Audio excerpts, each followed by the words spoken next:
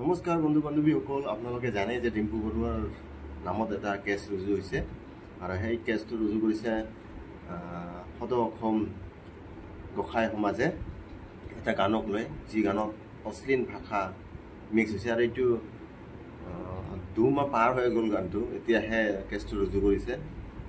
বাকীখিনি স্ক্ৰীনশ্বটত দেখুৱাম আপোনালোকক।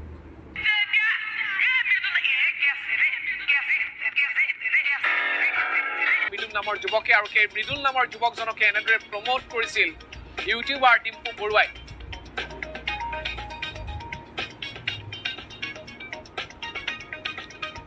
আমি এই মুহূৰ্তত সদৌ অসম গোসাঁই সমাজৰ যিখন FIR এজাহাৰ, সেই এজাহাৰখন আমি এই মুহূৰ্তত স্ক্ৰীণত আপোনালোকক দেখুৱাবলৈ চেষ্টা কৰিম।